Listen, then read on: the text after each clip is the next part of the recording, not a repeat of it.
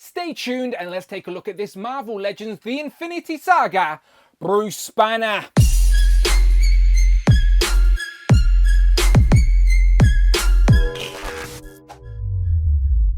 Pow, and welcome back to the channel, Dan Who Reviews. As always, my name is Dan W. Make sure you are following me on Instagram at It's Dan Who. And remember now you can hit that join button and become a channel member as well. Either show some love or join the members club. Much appreciated. Today we are taking a look at the Marvel Legends The Infinity Saga, Bruce Banner. And granted, not the most exciting of action figures, a guy in a suit. However, I've been on a bit of a hiatus recently and I need to get back into the swing of things. So why not start off with a character that I have actually been wanting in our MCU collection, and that is a Bruce Banner with the digital face printing tech. We have technically got a Bruce Banner in the past, but that was 8 years ago. It was an Amazon exclusive 4-pack to accompany Age of Ultron with Hawkeye, Black Widow, Thor and Bruce Banner. But this is the first time we are getting an opportunity to get him single packed, and I'm happy to see the return of this Infinity Saga packaging. Very collector friendly, but it does unfortunately expose the lack of accessories with Bruce, as he only comes with a set of interchangeable hands.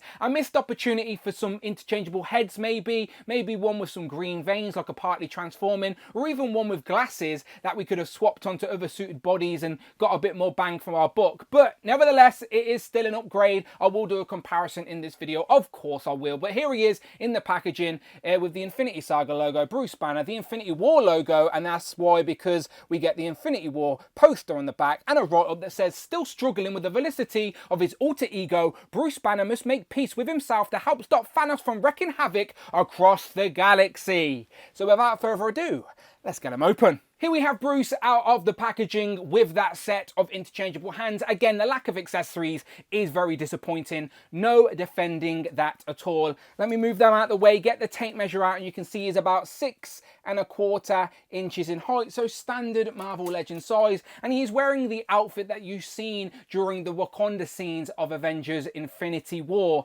Now, I've been telling you it's an upgrade, and it absolutely is when you compare it side by side to the previous Bruce Banner. Now, to be fair, this is a representation of sort of Age of Ultron era of Bruce Banner, and he's got a little bit of grey in his hair since then. That's why I think they could have gave us a younger Bruce Banner head sculpt packed in with this one, so we could have found multiple uses for it. And it's crazy that 8 years later, they are still using those terrible shoes and legs. The legs have got the pins in. They are very awkward to stand. I'm being very patient here. They have updated the elbows though, so you have got the completely pinless double jointed elbows with this Bruce Banner, and of course the digital face printing tech on the face. Now that is definitely the highlight here, as the likeness is bang on. So let's take a look at that. Sometimes I think zooming in like this doesn't do the digital face printing tech justice, but I assure you, in hand, the Mark Ruffalo likeness is bang on. I think they have done a great job, and definitely the best we have gotten in Marvel Legends form. Look at this from certain angles. It is absolutely Mark Ruffalo, no doubts at all.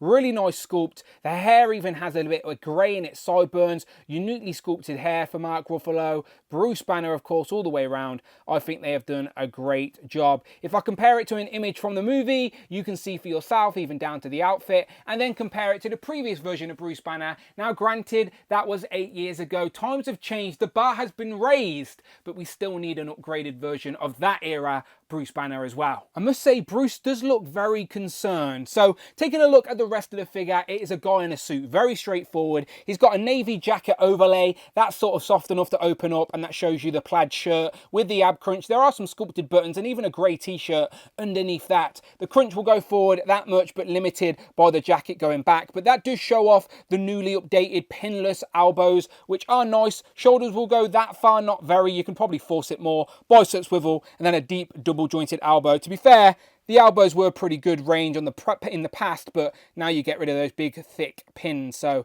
yeah, still definitely an upgrade comparing the two. You get the waist swivel there, legs go forward, pretty good. There is a swivel at the thigh, and then you get the double jointed knees with the big, thick pins. Now, I don't mind the pins as much when they are the same colour, but it is crazy that 8 years later they update the arms, but not update the legs. So they are the same legs from the previous Bruce Banner, as I keep mentioning. He's just got different colour shoes now. And it's those shoes that make him very difficult to stand. Now, out of the box, he has the fisted hands on, which I think all Legends should come with as standard. I don't like that the jacket sort of exposes that they haven't done the plaid on the back of the shirt. If I lift up the back of the shirt, you can see they didn't bother putting the plaid detail in, so it just sort of suddenly comes to a stop. So when you lift the arms up, the shirt or the jacket gap sort of exposes that purple where they didn't bother doing the plaid, which again, minor nitpick, but it's still something worth a mention. For me, it's not about the toyeticness of Bruce Banner. He is representing an actual live action character portrayed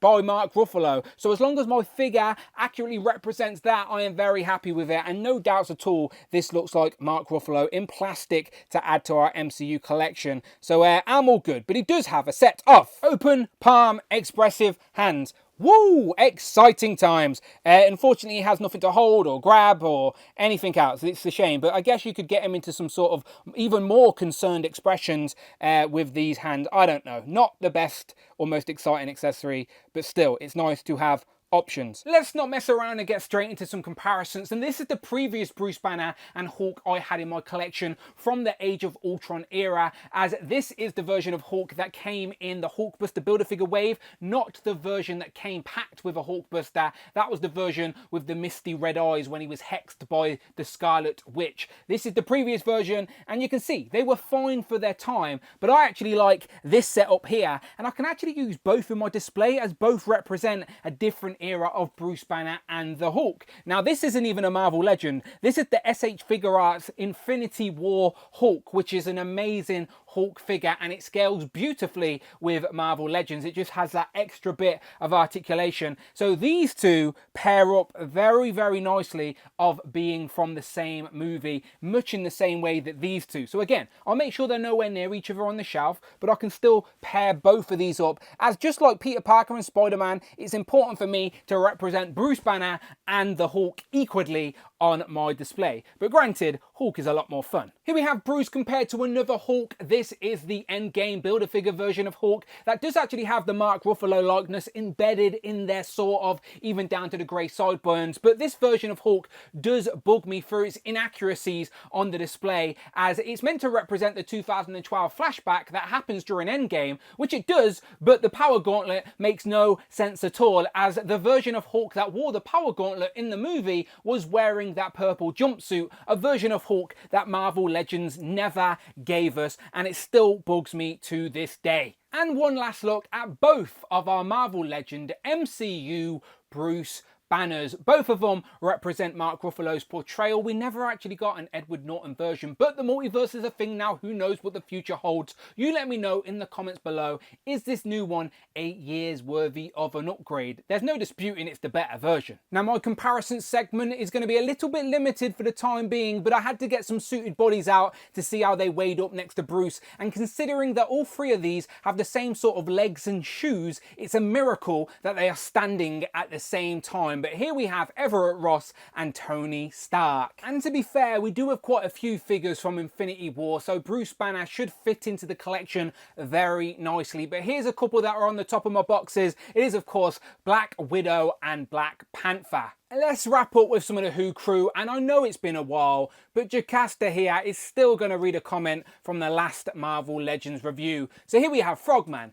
Tigra, and Jocasta. Who have you picked today? Divichu says a wave of army builders with an army builder bath would be incredible. And then last but never least, Captain Britain and Hal Fire Hank. Final thoughts on this Marvel Legends, the Infinity Saga, Infinity Wars, Bruce Banner. Now, like I said at the start, granted, it's a guy in a suit, not the most exciting of action figures, but it is a character we needed representing in the collection. Bruce Banner is the Hulk. He is an original Avenger, and we were yet to get that Mark Ruffalo likeness in our collection, and now we have it, and it is honestly one of the best. It is a really good likeness. I just want that younger version of Bruce Banner represented in plastic as well, but this will do nicely. It will go along and accompany many other characters we already have from the Infinity Saga, from Infinity Wars. So you let me know what you think in the comments below, and I appreciate your patience this month as I'm going for a refurb at home, so the reviews are slow as I try and backtrack, but I am going to be opening up some figures, so stick with me. If you like Marvel Legends, please, please, please hit that subscribe button. Hit all on the notification bell. Don't miss out on a video. And please hit that join button. Become a channel member if you show some love. Or join the members club. Much, much appreciated. As always, you can follow me on Instagram at It's Dan Who. And I'm on Twitter as well. Dan Who Reviews. And I will, of course, see you on the next one.